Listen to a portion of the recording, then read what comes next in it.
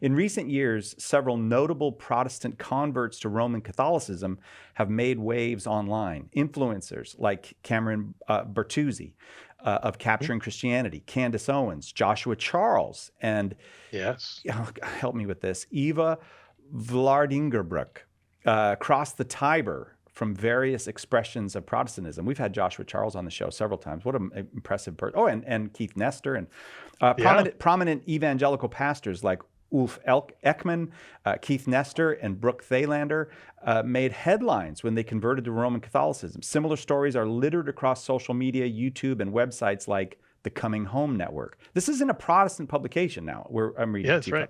Prior decades witnessed numerous prominent Protestants to Catholic conversions, including Francis Beckwith, Christian Smith, and Thomas Howard.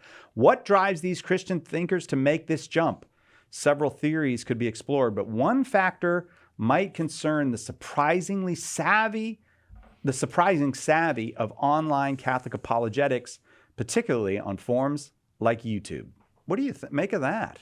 I was a little hurt that we weren't singled out, but I'm really, think about it this way. For decades, maybe if you want to say centuries, Protestants, and not all Protestants, I don't mean to speak universally here, but huge evangelical efforts within Protestantism have been not going after people who've never heard of Jesus Christ, but picking off Catholics from the church. Right. I mean, just yesterday, I was watching a video of from Ryan at needgod.net, and they were talking about the mission project they have to the Philippines. And it's like, Indonesia, the world's largest Muslim country, is next door. You could go there, but instead you want to focus on Catholics' interest. And so for decades and even centuries, they've been picking off Catholics with arguments that sound good but are often false. And eventually somebody picked on the wrong church, and it was Carl Keating's church, and they put a bunch of anti-Catholic stuff on the windshields, and so he created Catholic Answers. But even as the name suggests, this is a response to a provocation. And it turns out the Catholic responses are better than the Protestant arguments. And so Protestants, reading this with a fair mind, are saying like, wow, I didn't know any of this stuff. I'd been taught you guys believed X, and it turns out you don't. I hadn't realized Scripture actually teaches Y. And so a lot of people read that and start to take Catholicism seriously, and many of them are becoming Catholic. It's getting harder to not tell the truth about the Catholic faith. It's getting harder to get away with. I spoke with a guy, a wonderful man, who he converted from Latter-day Saints to Catholicism. And he goes, this is what he said: the internet is the worst thing that ever happened to Latter-day Saints, because you can find out the truth. And then he said, the internet is the best thing that ever happened to the Catholic Church, because you can find out the truth.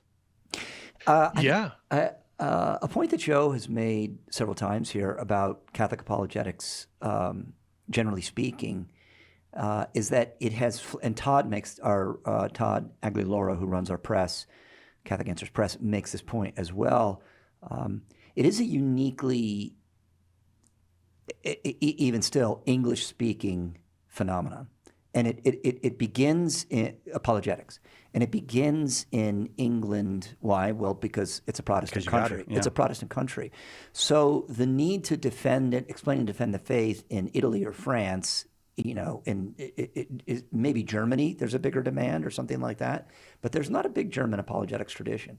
It's mostly English, and then, of course, as a consequence, American. And when Carl began his work, he is heavily influenced and inspired by the guys at Speaker's Corner with the Catholic Evidence Guild. We even published their outlines. Ronald Knox and Frank Sheed, G.K. Chesterton, Vincent McNabb, and folks like this. You can go all the way back to Edmund Campion during the time of the Reformation. Well, absolutely excellent point. And in fact, the Church of England, or whatever they were calling themselves under Elizabeth at that time, is they're making offers to Campion to say, could you please stop this, or because they recognize that right. Yeah. So some of those offers were a little more forceful than they finally made him an offer he couldn't refuse. Right. There's a second thing here that I think is very important, and that is, yes, on that list of folks that you read, you have folks like Joshua Charles, who is superb. There's no question. Wonderful.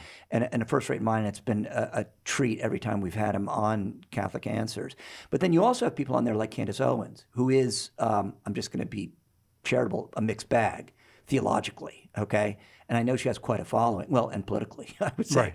But yeah, go ahead. So one of the things, though, that a formal apostolate such as Catholic Answers brings to this, and I think these people in many ways are the legacy of an outfit like Catholic Answers. Is if Joe is going to say something stupid, then he's got Jimmy Akin to say, okay, well, that was stupid. Don't you know? We've all got Jimmy Akin. Yeah, that's right.